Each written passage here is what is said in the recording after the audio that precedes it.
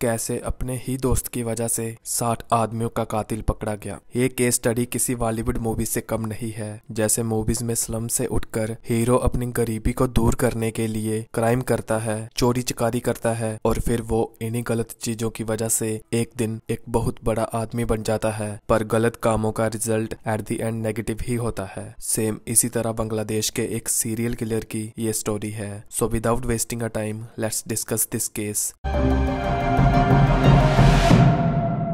इरशाद Sikdar Jhalokati district Madargona village का रहने वाला था and he was born in 1954। Irshad की फैमिली में उसके डैड थे, पर उसकी मोम की पहले से ही मौत हो चुकी थी और इरशाद के फादर का नाम था बंदे अली। तो बंदे अली अपनी पत्नी के मौत के बाद अपने बेटे इरशाद को लेकर खुलना डिस्ट्रिक्ट में मूव हो चुके थे, क्योंकि जहां वो पहले रहते थे वहां कोई उन्हें काम नहीं मिलता था, तो उन्होंने वहां से खुलना मूव कर लिया था। फिर इरशाद के डैड खुलना में ही छोटे मोटे लेबर का काम करते थे, तो वो काफी कम अर्न करते थे, तो फैमिली का खर्चा मैनेज करना भी काफी मुश्किल होता था। तो कहा ये भी जाता है कि पैसों की कमी की वजह से इरशाद की मोम की मौत हुई थी, क्योंकि इरशाद के डैड के पास इतने पैसे नहीं थे कि वो अपनी पत्नी का इलाज करवा पाते, और ये बात इरशाद के दिल में लग गई थी। उसे ये लगता था कि उसकी मोम की मौत उसकी वजह से हुई है। वो गरीब था, उसके पास पैसे नहीं थे, इसलिए उसकी मोम की मौत हुई थी। फिर इरशाद ने खुद से प्रॉमिस किया कि मैं एक दिन बहुत बड़ा आदमी बनूंगा। उसने सोचा कि मैं गरीब पैदा जरूर हुआ हूँ,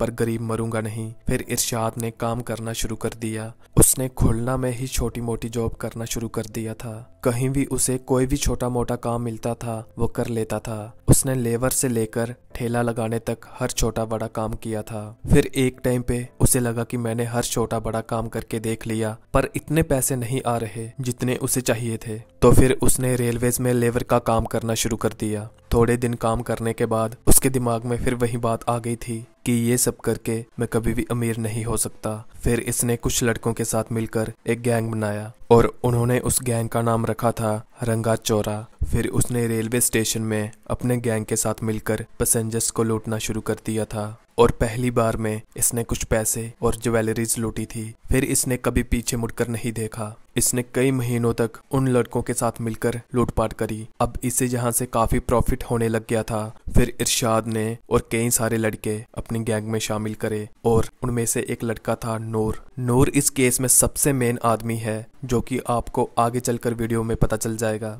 नूर और इरशाद दोनों ही काफी रिच बनना चाहते थे। फिर दोनों अपनी गैंग के साथ मिलकर और लूटपाट करना शुरू कर देते हैं, और पुलिस स्टेशन में भी रंगा चोरा गैंग की कंप्लेन आना शुरू हो गई थी, और किसी को नहीं पता था कि ये लोग कौन हैं, कहां से हैं। इवन पुलिस को भी इनके बारे में कुछ नहीं पता था। और वहीं इरशाद का अब इन चोरी चकारी से मन भर चुका था। वो यहाँ से अच्छे खासे पैसे तो कमा रहा था, या फिर ये कह सकते हैं कि लूट रहा था, पर अब उसे लगता है कि ये सब चोरी चकारी उसके स्टेटस की चीजें नहीं हैं। तो वो समझता था कि अब उसका स्टेटस हाई हो चुका है। फिर उसने कुछ और लड़कों को अपनी गैंग में शामिल किया, और उसने अपनी गैंग का नाम बदलकर रमाडा बहिनी रख दिया। और फिर इरशाद सिकदर अपनी गैंग के साथ मिलकर मर्डर, ड्रग्स पैडलिंग, रॉबरी और कई सारी टेरर एक्टिविटीज में इन्वॉल्व हो चुका था। जैसे जैसे ये क्राइम की दुनिया में आगे बढ़ता जा रहा था, वैसे वैसे ही इनकी गैंग में शहर के कई सारे पावरफुल लोग शामिल होना शुरू हो गए थे, और इरशाद की गैंग से पूरा खुलना डिस्ट्रिक्ट डरता था। फिर उसने सोचा उसके पास सही मौका है गार्ड को अपने अंडर लेने का। गार्ड शहर का सबसे इम्पोर्टेंट हिस्सा था, और फिर वो अपने लोगों के साथ गार्ड के लोगों को डराता धमकाता है, और देखते ही देखते उसने गार्ड का कई सारा हिस्सा अपने अंडर ले लिया था। अगर अब गार्ड पर किसी को भी काम करना होगा तो वो इरशाद सिकदर और उसके गैंग मेंबर की परमिशन के बिना नहीं कर सकता था, और अब यहाँ से इसे और ज्यादा पैसे आने लग गए थे। उसके खिलाफ अगर कोई भी आवाज उठाता था तो वो उसे जान से मार देता था, और इसी दौरान वो कई सारे मर्डर कर चुका था, पर किसी को भी कोई खबर नहीं थी इसके बारे में। अब इरशाद सिकदर एक नॉर्मल लड़के से जो एक गरीब घर में पैदा हुआ था एक टेररिस्ट बन चुका था, और उसे रोकने वाला कोई भी नहीं था।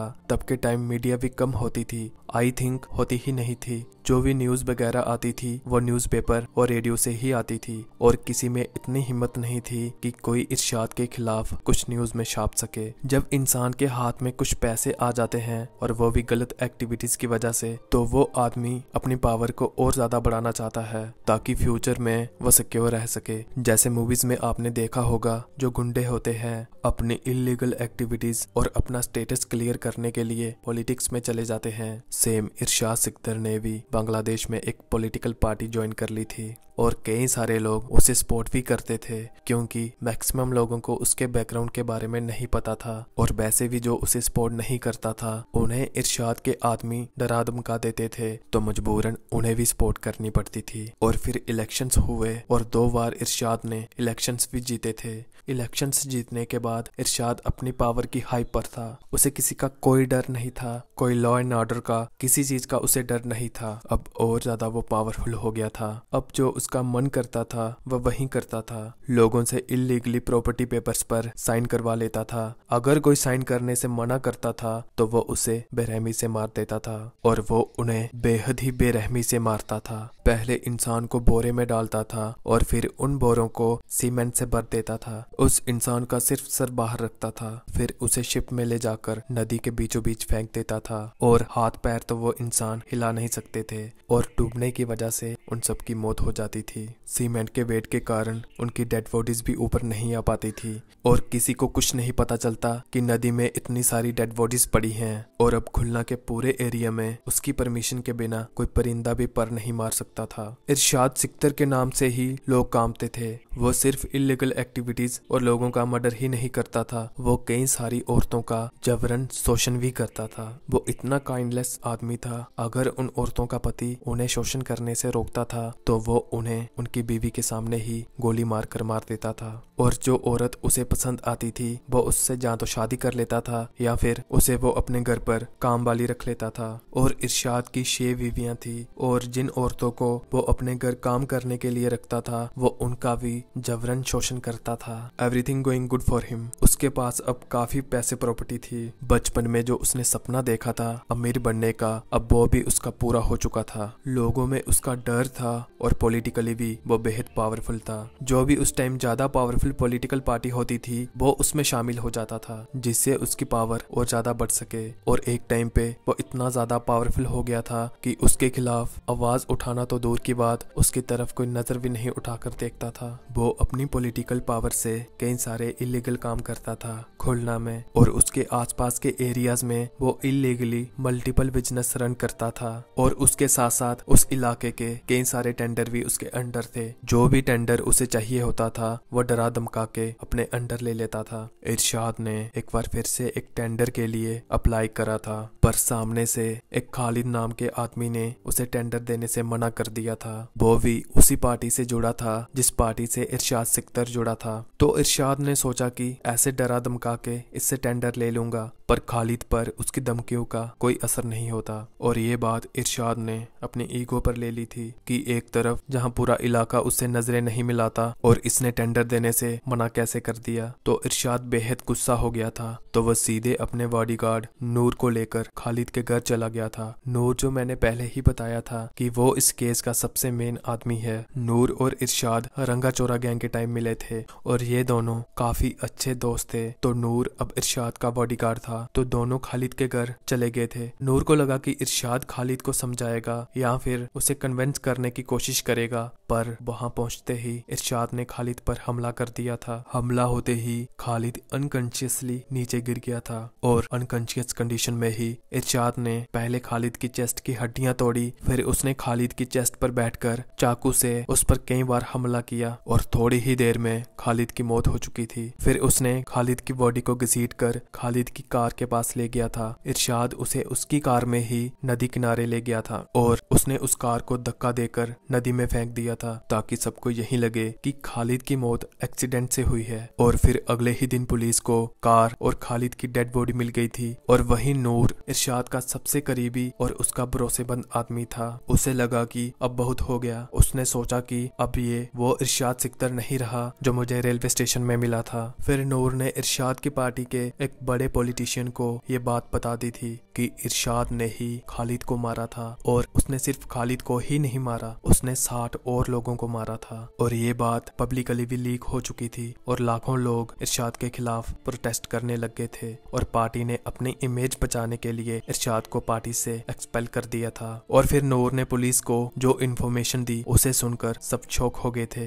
उसने बताया कि इरशाद ने खालिद समेत 60 लोगों को मारा था और मैं उन सब का विटनेस हूँ। नूर ने बताया कि एक टाइम इरशाद ने इतने मर्डर कर लिए थे, फिर उसे ये सब नॉर्मल सा लगने लग गया था। और नदी के पास एक आइस फैक्ट्री थी। वो आइस फैक्ट्री वहाँ पर मछलियों के बिजनेस के लिए बनाई गई थी ताकि मछलियों को खराब होने से बचाया जा सके, और साथ ही पूरे शहर में उसी फैक्ट्री से आइस बेहद ही सस्ते रेट पर सप्लाई होती थी। और इरशाद की काफी टाइम पहले से ही इस फैक्ट्री पर नजर थी, क्योंकि यहाँ से शहर के सभी छोटे बड़े बिजनेसमैन आइस खरीदते थे। फिर इरशाद ने उस आइस फैक्ट्री के ओनर को मारकर फोर्सफुली उस आइस फैक्ट्री पर कब्जा कर लिया था, और उसके बाद उसने आइस डबल रेट पर बेचना शुरू कर दी थी। जो भी लोग उससे रेट कम करने को कहते थे या फिर वो दूसरी फैक्ट्री से आइस लेना चाहते थे, वो उन्हें अपनी पावर की दम पर डरा धमका देता था और लोगों को मजबूरन वहीं से आइस डबल रेट पर लेनी पड़ती थी। उसे इस आइस फैक्ट्री से बिजनेस में फायदा तो हो ही रहा था, पर उसने मेन उस आइस फैक्ट्री को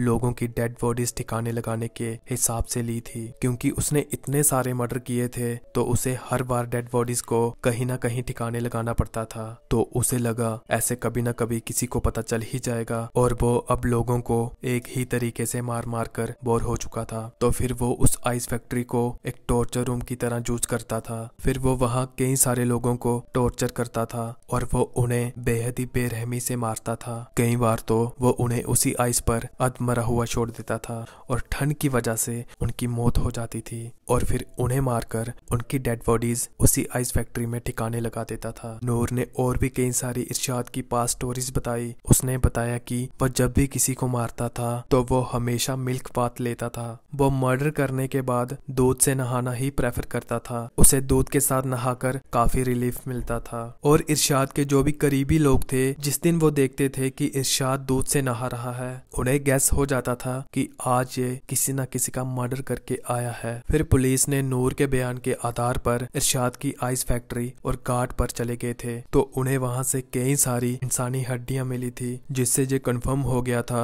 कि इरशाद एक बहुत बड़ा सीरियल किलर है। फिर पुलिस को ऊपर से ऑर्डर मिल चुका था इरशाद को अरेस्ट करने के लिए, और फाइनली खालिद की मौत के 5 महीने बाद इरशाद को अरेस्ट कर लिया गया था। फिर उसे कोर्ट ले जाया जाता है और वो कई सारे केस में बरी भी हो चुका था, पर खालिद के केस में उसे फांसी की सजा सुना दी गई थी। फिर इरशाद ने हाई कोर्ट में चैलेंज किया इस डिसीजन को, और फिर सुप्रीम कोर्ट में भी, पर हाई कोर्ट और सुप्रीम कोर्ट ने भी उसकी फांसी की सजा बरकरार रखी। और इरशाद की फांसी से पहले उसकी बीवी उससे मिलने गई थी, तो उसने इरशाद को कहा कि मैं तुम्हारी सजा कम करने के लिए कोशिश कर रही हूँ, और कहा कि तुम्हारी सजा कम हो जाएगी। पर इरशाद उसे कहता है कि नहीं, मेरी सजा कम नहीं होगी। मैंने आज खुद अपने सपने में अपनी मौत को देखा है कि मुझे फांसी हो गई थी। इतनी बात कहकर वो फिर अपनी सेल में चला गया था, और 10 मई 2004 को इरशाद को फांसी दी गई थी। पर इरशाद मरने के बाद भी पीछे बहुत सारी प्रॉपर्टी छोड़ गया था, और उस प्रॉपर्टी के लिए उसकी 6 बेबियां लड़ने शुरू हो गई थी। और इरशाद का एक बहुत ही सुंदर और बड़ा बंगला था जिसका नाम था स्वर्ण कमल, और उसके लिए भी इन सब के काफी टाइम तक झगड़े चलते रहे थे। और वही इरशाद के 5 बच्चे थे, और उनमें से ईशा नाम की लड़की टिकटॉक पर काफी फेमस थी, और 2022 को ईशा ने खुद की जान ले ली थी। पर उसकी मॉम ने कहा कि उसने अपने रिलेशनशिप की वजह से ये सब किया था। पर इस केस की और भी कई सारी थ्योरीज हैं। वहाँ के लोकल्स का कहना है कि इरशाद गरीब फैमिलीज की काफी मदद करता था, और कहते हैं कि जब भी कभी पुलिस इरशाद को अरेस्ट करने आती थी तो वो लोग हमेशा इरशाद को डिफेंड करने के लिए आगे खड़े होते थे। सेम जैसे मूवीज में एक हीरो गरीब लोगों का आइडल होता है, सेम इसी तरह वो लोग भी उसे एक आइडल की तरह मानते थे, और कई सारे लोग उसे एक काइंड हार्टेड आदमी मानते थे। इरशाद के स्वर्ण कमल बंगले में एक हिडन रूम भी था, जिससे वो हमेशा पुलिस से बचने के लिए यूज करता था। और उसने अपने एक करीबी को भी मारा था, क्योंकि उसे उसके बारे में सब पता था, और इरशाद को डर था कि कहीं ये सबके सामने उसकी सारी पोल ना खोल दे। और कुछ थियरीज ये भी हैं कि इरशाद लोगों को